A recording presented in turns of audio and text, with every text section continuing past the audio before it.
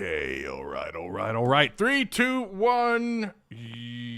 There you go. Yo, what's going on, Arkansas Razorback fans?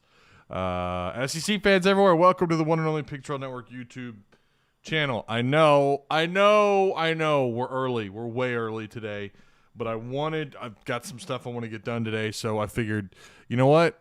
Let's adjust to the new times a little bit early. So, what do you mean new times? August 31st will be the very beginning of the daily show here on the PTN, on the Pig Trail Network. We're going to go 3 days a week, Monday, Wednesday, Friday. So it's like a semi-daily show, but it's a daily show. It's full-time. Every show is going to be around an hour. I'm already getting I get it. Let me turn my phone on silence here. We're gonna do an hour show Monday, Wednesday, and Friday, with the goal of having pieces from that live show from the day before cut up and pushed onto YouTube on Tuesdays and Thursdays. So there's going to be content. There should be content daily. That is the goal. But right now, the primary goal is Monday, Wednesday, Friday. So I'm really excited about that. That's going to be a lot of content to cover. And considering there are no commercial breaks, there are no, there's not going to be any 2-minute long breaks, into the next segment. It's going to be me and you and covering a lot of content. Fall camp starts today. I am so excited. About today. Technically, yesterday was kind of the beginning, right? If you look at the actual calendar, it started yesterday with Sam Pittman talking with the media, and that's what we're gonna. I've got a lot of notes. I was cooking dinner yesterday, and I was jotting down notes while cooking dinner, so I've got a lot to talk about. What's up, Will, with the $5 super chat? Hey, man, I appreciate that. Fall camp in all caps. Again, I know that this is. These shows, this is the whole idea of doing a live show, so that way you guys know when the shows happen. These happen sporadically. Sometimes they happen on Thursdays. Sometimes they happen Thursday nights, Thursday during the day, Friday during the day, or Friday at nights. The summer, that's just kind of how the summers go. I got to play. I've just got to go when I can go. I go live when I'm able to break away and do my thing. Okay, so obviously this is going to be for you guys getting off work later today. Hopefully you are informed. If you haven't, and I mean informed from the video, not like I'm challenging your IQ. You guys are listening to me, so you got to be, at least average IQ. All right, so I am excited about today. They're going to go at 2:30, I believe, is the time they're going to start practice today. They're going to practice tomorrow. I actually had the calendar pulled up here somewhere. They're going to start. Hang on, let me pull it up. So they do, again, technically they started with the media. It was media day yesterday. Today at 2:30. Tomorrow at 2:30. They're practicing all the way through practice 5. So that's Friday, Saturday, Sunday, Monday, Tuesday. And then they get a day off on Wednesday. And then they're right back at it almost. The 12th will be practice 6. So all the way until practice number 20, I guess technically practice 25, and then you have Rice, which should be on the 4th. So practice 25 will be on the 3rd, and that's obviously week installment, right? That's going to be installment. That's the week that we're starting this show. Starting the show. I'm excited, man. I'm so pumped for August 30th. Did I say 31st? My bad. It's 30th. I don't know why I said 31st. I need glasses. That's why. I'm looking at my Rick and Morty calendar, and I clearly was I thought 31st was the Monday. No, so it's August 30th. Mark that down. All right. So some things that I jotted down from listening to Sam Pittman, and just some observations going into this camp. Now, I also want to talk about. I've been working on this depth chart for a while. My projected depth chart. I don't know if I want to do that here today or if I want to wait until next week. Next week is going to be crazy for me, so maybe I should do it today. Next week, both our kids start school with the COVID, with this new mutated version of COVID. I don't know how the schools are going to respond to this, so I don't know what's in store. I don't know what's in store for us this first semester of school, but we're playing it by ear. But they start next week on the 11th, I believe, on a Wednesday. So maybe I'll wait till next week to give you guys my depth chart. But I have it here. I've got my projected depth chart finally done. All right. And so we'll play it by ear. If not, maybe we'll just make a whole show about the depth chart and break down every position. I'm kind of excited about doing that too. All right, Marco Avant, if you guys haven't heard, freshman linebacker, I had really high hopes for him. He's out for the year at a position you cannot afford injuries before fall camp. Of course, he's had this thing going on. I think it's his foot. I want to say it was his foot. I don't know. I read so many different, just reading injury reports. I'm pretty sure Avant, it was either foot or shoulder. So Avant at a position you really don't want to hear about. It will not be, we knew he was going to miss some time. We didn't realize it was going to be, it looks like the entire season. All right. Probably one of the most notable things that Sam Pittman said yesterday, he talked about the backup quarterback spot. If you listen to him, he dropped John Stephen Jones' name or at least twice for the number 3 spot. So all this hope about Coley or the transfer, Renfro, any of the newbies, any hope for those guys battling for the 3 spot, it's not done with. We got to get through fall camp. But it sounds to me like John Stephen Jones is probably going to be the strong number 3 behind the 2 and the 1. Obviously, we know who the 2 and the 1s are. Hornsby being the 2 and KJ at the number 1. I think KJ is solidified as the number 1 unless, I don't know, an injury or unless he just has a horrible fall camp. I do not see him losing that number 1 spot. But again, he mentioned John Stephen Jones' name at least twice that I heard. Sounds to me like John Stephen's going to be that guy at the number 3 spot. And then again, listening to what Sam Pittman had to say, and then he's going to let loose whoever wins the 3 spot. He didn't say that John Stephen had it, but whoever wins the 3 spot can then challenge for the 2 spot. So, but he wants the spot solidified before a battle for number 2 can happen. Wide receivers, it sounds like De'Vion Warren is 100% healthy. I've not seen any reports. It was good to hear that from Sam Pittman talking about him. There's going to be a battle at the wide receiver position. It's going to get I think it's going to be pretty wild. I don't think it sounds to me like outside of Burks and Warren, we don't know what the rotation is going to look like. We don't know what the week 1 depth chart is going to look like just yet. We have a pretty good idea. We have a great idea, but it's not, you know how this goes, right? The other thing that kind of caught my attention was Tykees Crawford at right tackle. And look, I did not have him as my starter at right tackle, right? I had Dalton Wagner out there, and it sounds like Tykees Crawford is going to be at the 3 spot. He's going to be at the number 3 going into fall camp. He's going to have the entire camp to get caught up, but he, I guess, came in out of shape. And they wanted to whip him into shape. It sounds like he's got the IQ. He's got a pretty good idea of what they're doing in the playbook. But Crawford is the number 3 at right tackle. I figured he would battle for the position. And again, this depth chart, by the way, is the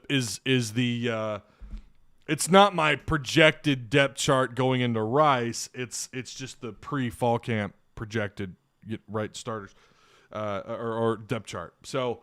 But I figured going into fall camp, Crawford would at least be the number 2 guy fighting for the 1. Sounds like he's going to have to – he's got a long ways ahead of him. He's going to be at the 3 spot coming in. Talking to Marco at the Jonesboro game I broadcasted last year, he talked that he would be redshirting this season anyway, so the injury sucks, but I don't know that it changes this year in my opinion. I don't know what you mean by – are you talking about whether or not his injury, if his redshirt sticks? Is that what you're saying, Will? I knew he was going to miss some time. I just didn't realize it was going to be the entire year. My phone. Oh my goodness, people.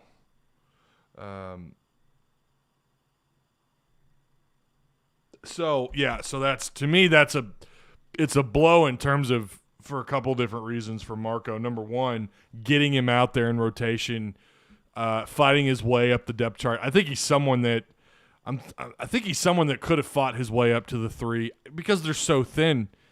They're so thin, and Marco is he's a pretty damn good athlete. I'm saying I don't think his injury would change this year's depth chart concerns. I think that it would have an effect on the back end of the depth chart, though, Will, is what I'm saying. It definitely hurts his development, though.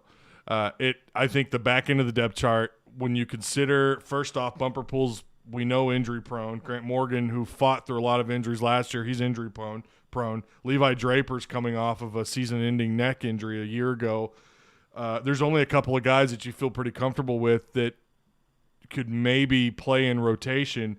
I think Avant was the caliber of player that probably would have made his way into the 3, could have made his way into the back end of the depth chart. But, yeah, the biggest concern being his development. I mean, this happens. You've got a number of guys coming in this year. Well, tight end out of Little Rock, whose name is slipping my mind right now, who I'm really big on. Actually, I jotted his name down. Aaron Outley. He's coming off a season-ending, what was it, a knee injury or something? Was it the promiscuous? The promiscuous? I don't know what the hell it was called. You got him coming in off an injury. And there's another one. There's at least another guy coming in, another freshman coming off of a high school injury. But I think as far as their development, it happens, but it's a little bit concerning because you're so thin at linebacker. I felt like Avant was someone who could challenge his way into the 3. At work, but going to listen anyways. Hey, look at you, big man Ross. Really happy we got him. Yeah, if you're talking about Outley was big time, Jake. Outley was a big get, and so was Marco Avant. And Marco, you guys heard me talk about him last year. I've felt all along like he is someone who has the athleticism, and when you consider a lack of quality depth, there it is, quality depth. You don't have it there. You don't have it. Marco Avant is someone who could come in and maybe fill that 3 spot. So now, I mean, we already know if Bumper Pool or Grant Morgan get a little banged up, you're in trouble. You're going to be in a little bit of trouble. And not like Marco Avant was going to have a huge impact year 1. I mean, we all know that. Excited about the defensive line transfers. Yeah, transfers. You got 3 of them this year. 2 of them who coming from the same schools. Big deal. Avant is really going to be a Dre Greenlaw type staple in a year or 2. I'm telling you, man. His watching his film and talking to other people about him. He's someone that, as long as he remains coachable and is patient, obviously can avoid these injuries, could be something pretty special down the road. I really think Avant is that caliber player. Those guys don't always reach, they don't always reach their ceiling, right? They don't always, for whatever reason, whether it's school, grade issues, being impatient, not being coachable, injuries, things like that. They just don't always get there. I think if he remains on a positive trending path, he could be someone really special. So look at this. I've been live for what, 10 minutes? Oh no, 20 minutes. I've had 2 scam likely calls. Gotta love the scam likely calls. And my DMs I've got a few DMs waiting on me. I don't get DMs very often anymore because of the off season. And now all of a sudden I go live and I've got 5 people, 2 in my Twitter, 3 in my Facebook.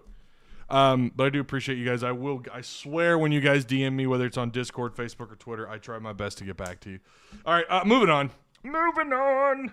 Crawford, again, really surprised me. I thought we'd be talking about him battling for the 1 spot going into fall camp. Crawford is back down at the 3.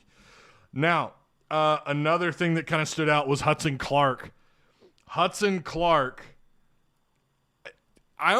shouldn't say this surprises me because, look, man, watch him in man-to-man coverage. Hudson Clark is an absolute liability in man-to-man coverage. All right? When they're playing like that soft cover 2 zone, he's pretty good. As a zone corner, he's pretty good because he uses that long frame. What is he, 6'2.5", 6'3", like a $190? He's got, if you've ever noticed, this dude has a long wingspan, and he's pretty lengthy. I mean, again, he's 6'2.5", 6'3". he's good in zone coverage for that reason. He can cover up a lot of ground. He plays pretty aggressive. Came out as a freshman, was pretty spectacular at times, and also was an absolute liability in other times. So this isn't too shocking, but it's the first time since he took over the 2 spot a year ago at the corner position. It's the first time we've really heard about him being in a battle. And it sounds like Ladarius Bishop, him and Ladarius Bishop, who I think is one of the fastest players on the team, if I remember right. Maybe I'm getting him mixed up. I know Devion Warren is really fast. Ladarius Bishop is going to battle for the corner spot, and Sam Pittman talked about that. Fall camp, y'all. Mr. T-Dub with the $10 super chat. I can finally breathe. Click the likes. Yes. Body slam the like button for me. Again, I know a lot of you guys you're at work, or you're not watching this until later. Shout out to you guys, but don't forget to hit the like button. Subscribe if you haven't already. Also,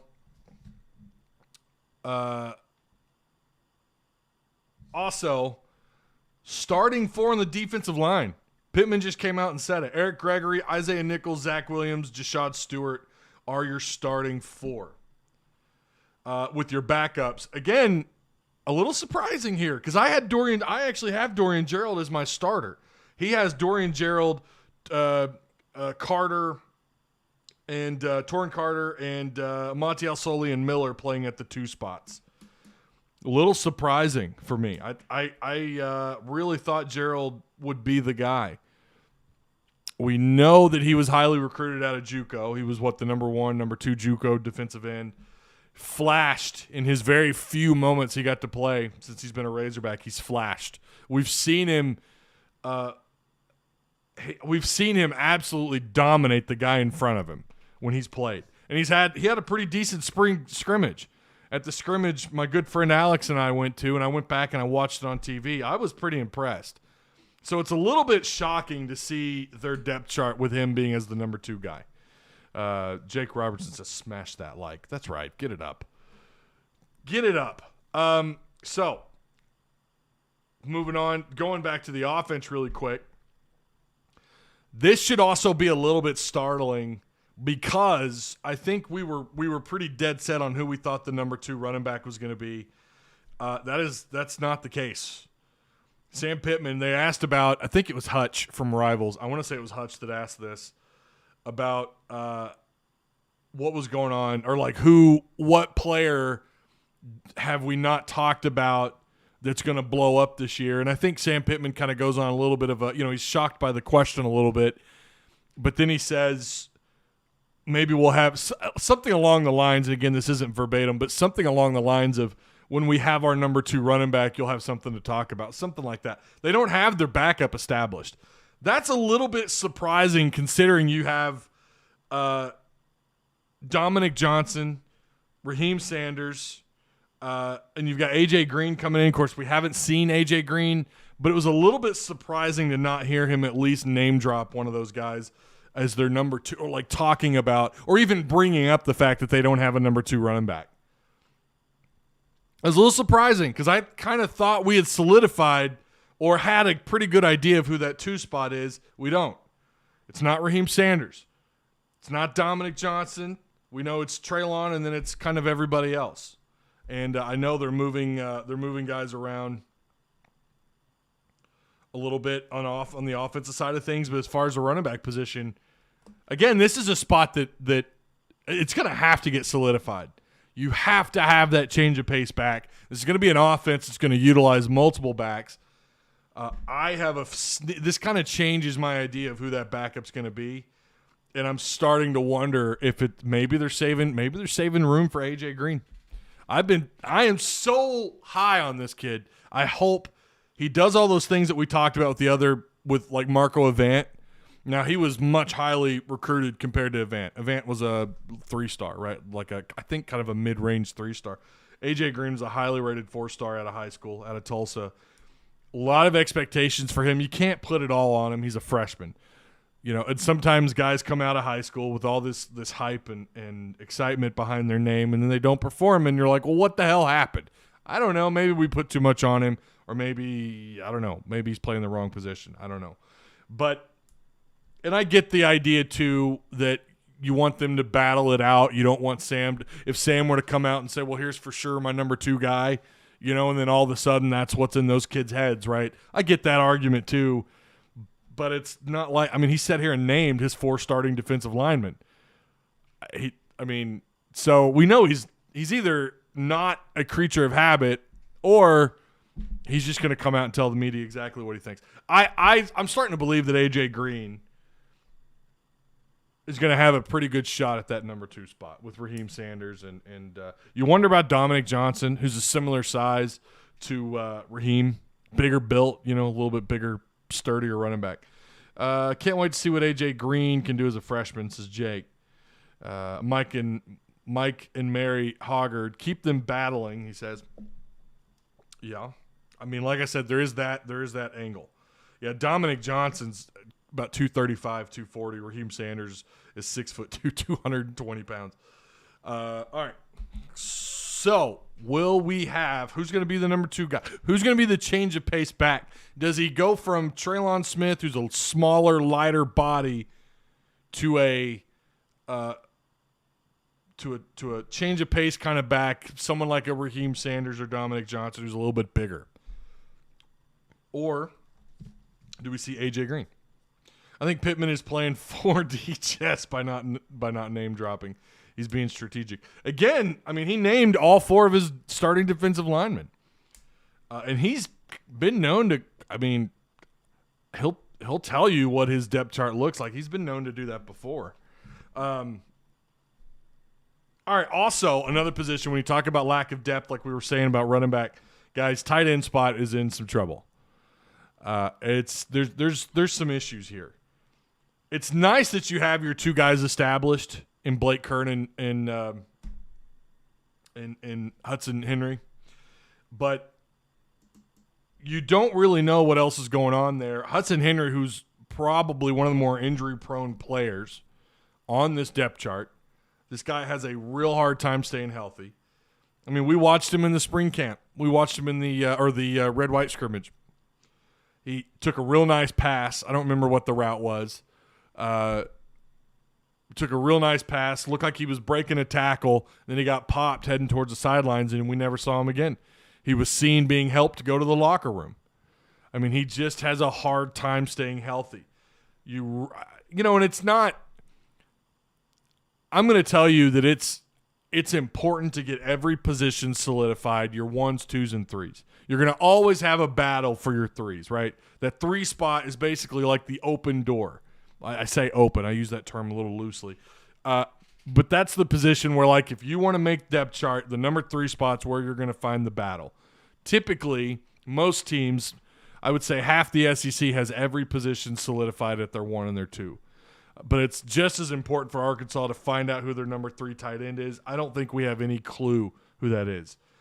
You have Colin Sutherland, redshirt freshman, Colin Jackson, who was moved from wide receiver to the position. Aaron Outley, who I mentioned earlier about his injury that sidelined him for the majority of his senior season down in Little Rock. I'm really big on Aaron Outley. Aaron Outley's film is pretty fun to watch. That kid moves pretty well for someone as big as he is. He's going to be a true freshman. Again, he's coming off of a season-ending injury that happened during his senior season. And then you're going to have this Nathan Bax kid I don't know anything about. I think he's a special teams guy. There's just so many questions going on with him or with the position, with the tight end spot. A lot of questions here. A lot of questions about what's going to happen at the 2 deep at the linebacker position. We've got a battle going on amongst the secondary. You've got it like we mentioned with Hudson Clark and Bishop. You've got a safety battle that's happening. I love that. That's a good thing to be talking about. If sometimes maybe if you're talking about solidified positions, that's not a good thing. Maybe that's not because you're not getting challenged from the younger guys or from the transfers. But I think the tight end spot is something that's a little bit concerning because we know that this offense relies pretty heavily on tight ends who can block out, who can run clean, solid underneath routes. mean, they got to be able to catch the football. I think between our two tight ends last year, they were targeted over 40 times. I think it was almost – in fact, I think it was closer to maybe 45, maybe 50 targets last year. That's not a ton, but when you consider you've had kind of a rotating door there at the tight end position until Blake Kern eventually took it over, I think that's got to be – I'm not freaking out about it. I'm not saying that, oh, God, we need to panic. I'm just saying that for a couple of different reasons for the future, because Blake Kern's a super senior. He's gone. We don't know what's going on with Hudson Henry. We've not really seen him peak. He has the highest ceiling, I think, of all the tight ends on campus. Maybe for me, it'd be between him and Outley. I'm really big on Outley. I think Outley could be really special. But, yeah, health is a big concern when you talk about Hudson Henry and what the hell they're going to do at tight end spot if he can't remain healthy. So, do you rely on Blake Kern all year? I mean, I don't know. He seemed to be someone that was pretty durable. Maybe I don't have a problem with that. I think he stepped up big time. But then you start talking about if Hudson can't perform or can't stay healthy, then who's going to be the two? All of a sudden, we're having an entirely different conversation about what's going on at tight end. Hey, Ty, if Texas and Arkansas can handle business in week 1, I think you meant to say, is there a legit shot game day stopping by in Fayetteville? I think so. I saw the games being played on that day, and I forgot who the hell they were. I think Army-Navy is playing that weekend, and you're talking about the 20-year anniversary of September 11th of 9/11, what happened when I was a senior in high school. Who knows? That could be a special tribute. I'm pretty sure the Army-Navy is that game, or at least I saw someone mention that. I kind of thought Army-Navy was later in the year, but I don't know. I think there's a strong chance, and all of a sudden, I mean, even without game day, Arkansas, Texas, this is Sam Pittman's biggest game of his career. Because there's no more excuses in year 0, right? In 2020, you don't have those excuses anymore. Your team is they're close to 100% vaccinated. They're close. I think they're like 93%, like 90-something% of the athletic department, I think is what he said, is vaccinated. I mean, we don't know what this next round of COVID with this mutated virus and what the hell's going on with it. But if this is an uninterrupted season, you didn't have an uninterrupted offseason, all of a sudden this Texas game is his biggest game of his career for a couple of different reasons. One of them being, I think it's a gettable game. I think it's gettable. If you talk to Texas fans, they're worried about this Arkansas matchup. So, I mean, yeah, it'd be great. It'd be great to see that happen, unfold on game day. If they manage to beat Texas, it would be one of the biggest wins, you know, not in program history. That's unfair to say, but it'd be a huge win.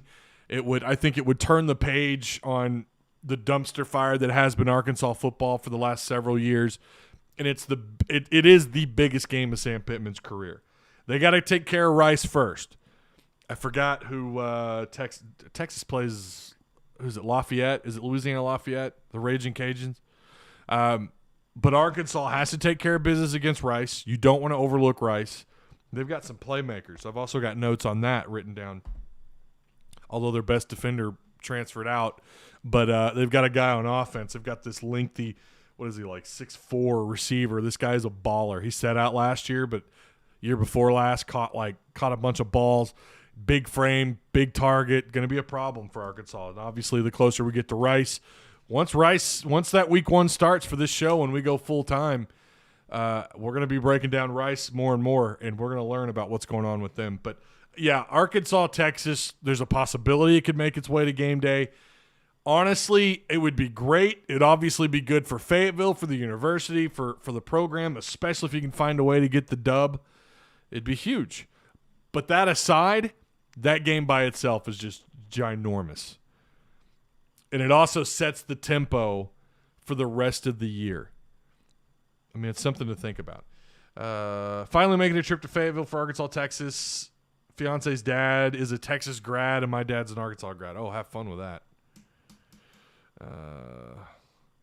The number one battle for every team is the battle of not having injuries within the 2 deep. I agree. Barstool has College Game Day coming to Fayetteville September 11th weekend. I saw that. I didn't actually read into it because I sat down here and was combing over some notes, and I saw where someone had mentioned that. I didn't actually see it. Got to survive fall camp without injuries. That is huge. So what Sam Pittman said here, Sam Pittman, what he's looking for in this camp, this is him quoting him, I'm really looking for team leadership. I want to see the team push each other. The more the team can so he's saying the more they can control the tempo, the strain of practice, the better football team you're going to have. So he wants to see some leadership. Maybe that's been an issue last year. Maybe that was a little bit more of an issue than they wanted to let on, that they wanted everyone to know about. Maybe leadership is a big deal, just period, for Sam Pittman. So yeah. Getting out of fall camp healthy is also really important. I agree. I'm going to the Rice and Mississippi State games. Can't wait. Oh, we'll have fun, Ross. I'm really looking forward to breaking down Rice. It's just nice to be back. Football is back, one way or another. Carolina Morgan should be huge for leadership, right? Or at least on defense. We'll see. I think so. Just because you're great doesn't make you a leader, right? We know that.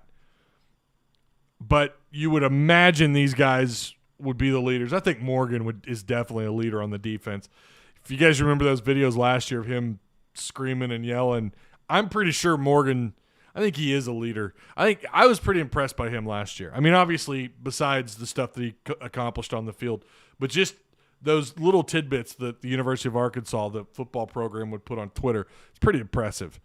I think offensively, maybe that's where there's some lacking a little bit of leadership. KJ's going to have to take the reins. KJ needs to take the reins as a leader on offense. Sup Ty, so glad to see the Hill rocking again. Do you think the D variant? What's the D variant? Is going to affect the NCAA season more or less than last year? I don't know. So you're talking about COVID. Is the D variant? Is that another freaking version of COVID?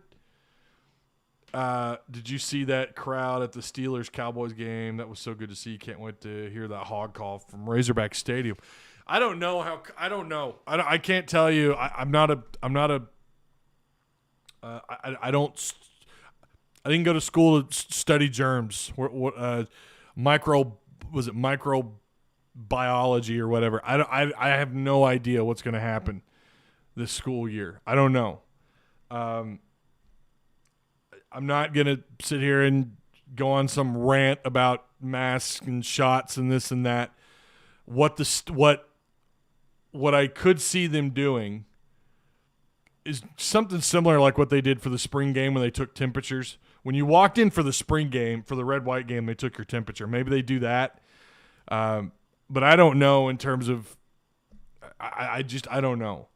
I have read some things that are a little disturbing, but I'm kind of on both sides. I don't give in to all the fear, but I'm precautious, right? Like I take precaution, especially when it comes to my family. But I'm not going to sit here and tell anybody else what to do and how to do it. But we'll see how this affects the football season. Hopefully not. I saw Arkansas Monday, I think it was like the state's largest surge in vaccinations. I think it was on Monday. I mean, that's good to see. If that's what they say is what's going to beat this thing, then good. Whatever. I think with the way the NFL is going, it's going to be hard to avoid COVID list this year, especially with the Delta. Right. Catalan and Burks looked like two solid pieces of mahogany yesterday. What are you kidding me? That's hand-carved mahogany. Yeah. I'm excited about what they're doing on both sides of the ball. I like the some of the position changes. These battles, they're good.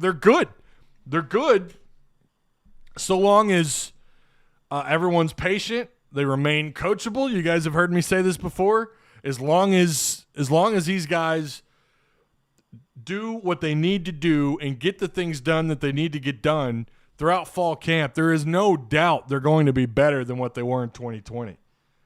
The weight gain, I know they keep talking about the weight these guys have put on. The offensive line has put on a lot of weight.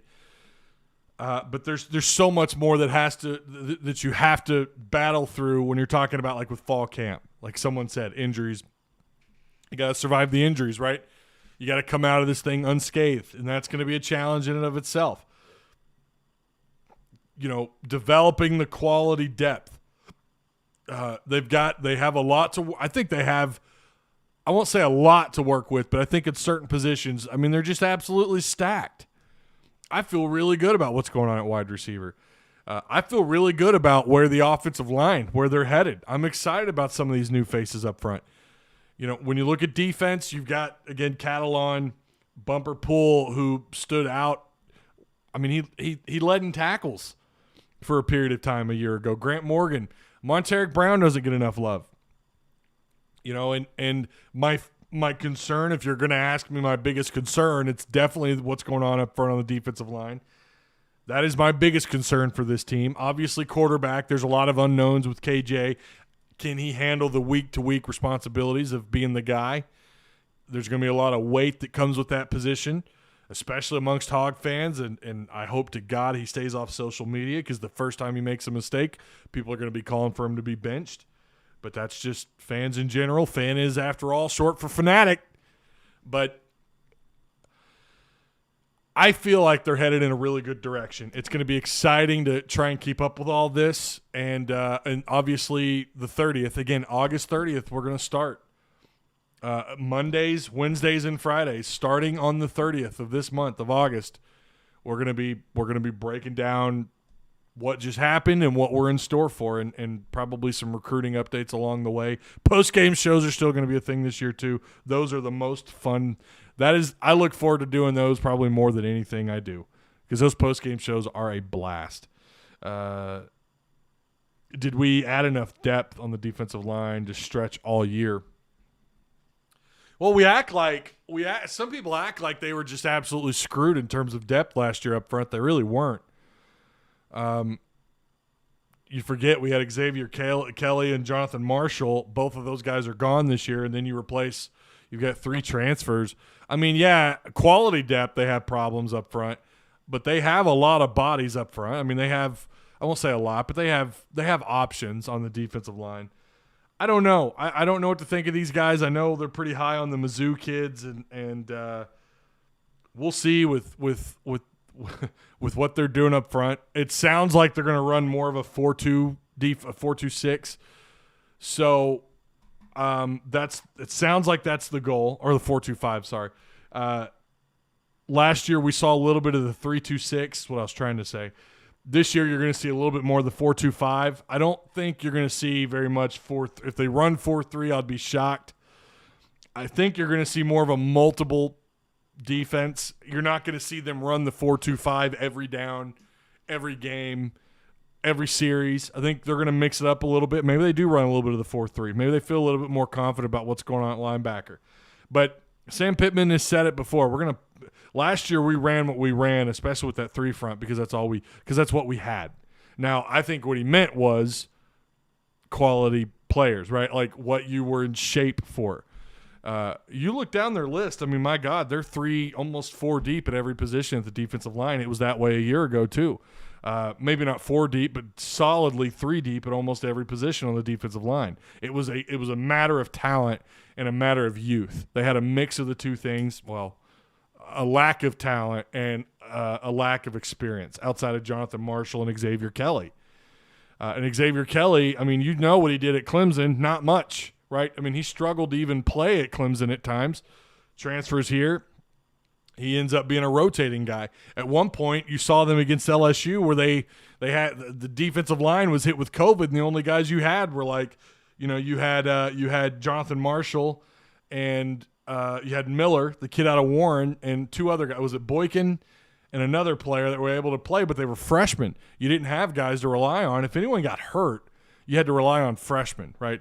That was the issue. Again, you had a lack of good talent and a lack of experience last year. That's why they had to run the 3 front. This year, they're deep enough they can run the 4 with a 4 front. Again, I think you're going to see primarily a 4-2-5 multiple defense with a nickel safety. And we saw a lot of that last year. I mean, they did still run the nickel safety with who was it, Brooks. But you're going to have a mix-up with the safeties. Remember, they have 3 different safety positions, really. So you're going to see a mix-up and a fight there. But I think they are deep enough they can run the 4-2. The question is, are they good enough to run the 4-2? Are they, or is this also a response to why they can't run the 4-3? The 4-3 multiple defense. They can't run it because they don't have quality depth at linebacker. I think that also plays a pretty big role.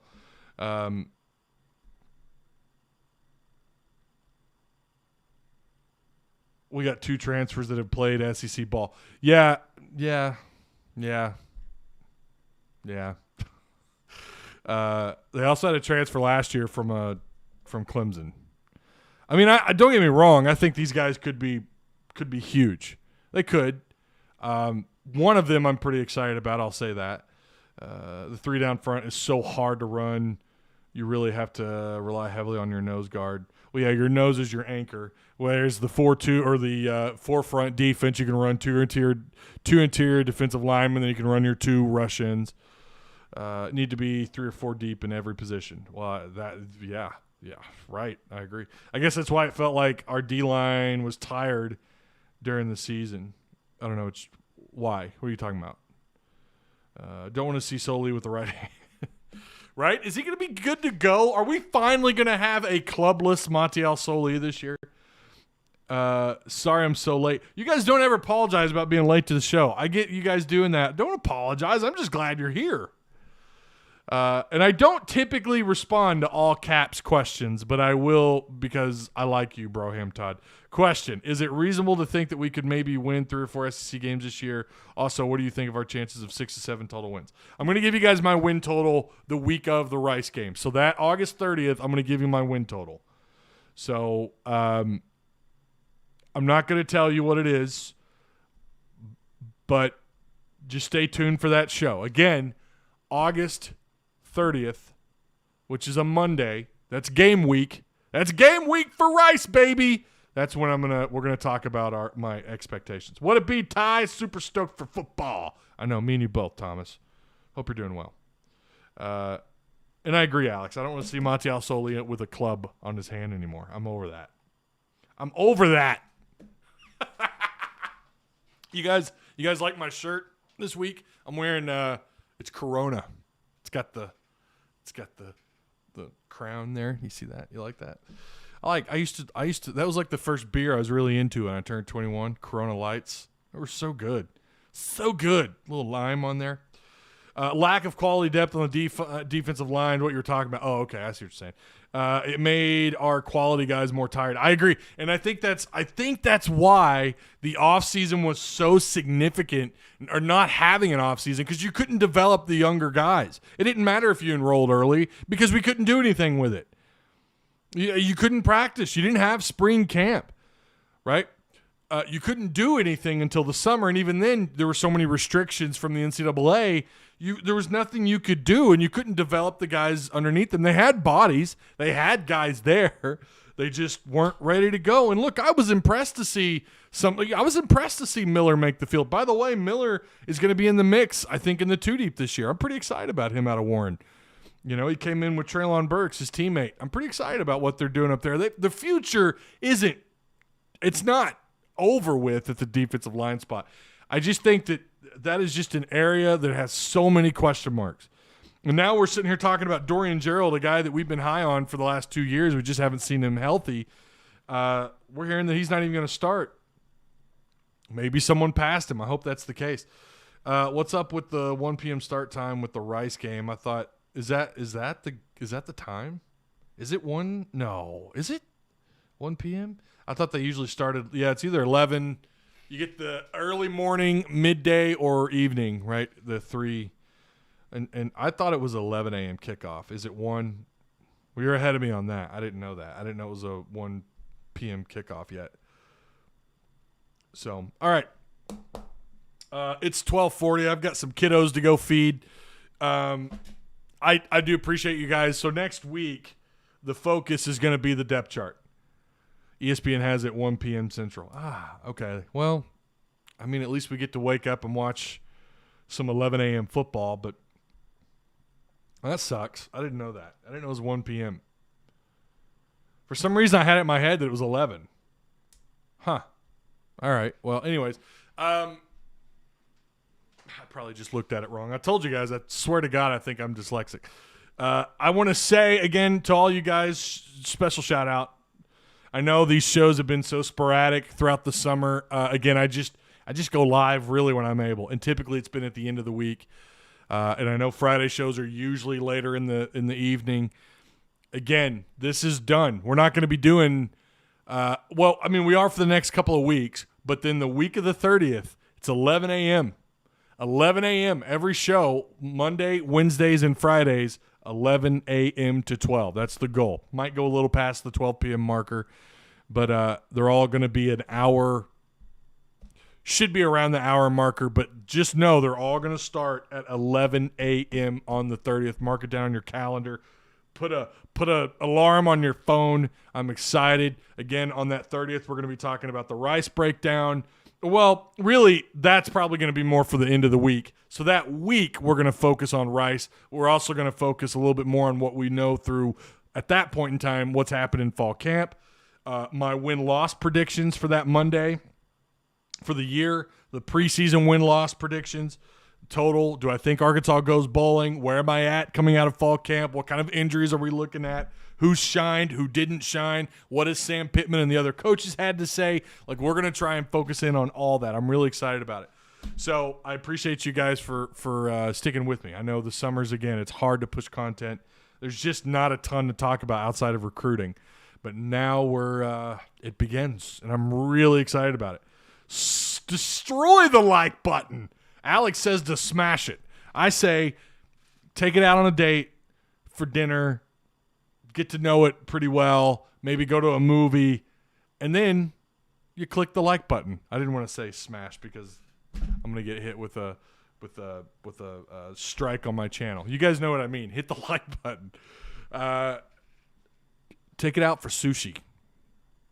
You guys like sushi? I hate sushi. I don't know why I brought it up. By the way, if you guys, for those of you who are coming into town for the games, I highly recommend, is it Kobe? Kobe restaurant? My wife and I have eaten there. I have never eaten there. It's been here for a while. I've never eaten there until this summer. I freaking love that place. Oh my God. The chicken, the General's chicken with the yum yum sauce. Are you kidding me? It's heaven. All right. I will see you guys next week. Again, we're going to try and break down the depth chart next week. Maybe I'll do more than one live show. Probably just going to do the one show next week as we lead into the game week of Rice. It's here, though. I think JDW will solidify himself this year as well. Oh, John David White. He looked good. He looked good. I'm not going to lie to you. In the red-white scrimmage, the kid found a way to get open. He found a way to get open. I was pretty impressed. All right. Also, shout out to you know who. You July supporters. I love you guys. Look at that. Look at that. You guys are rock stars. Woo pig. I'll see you next week.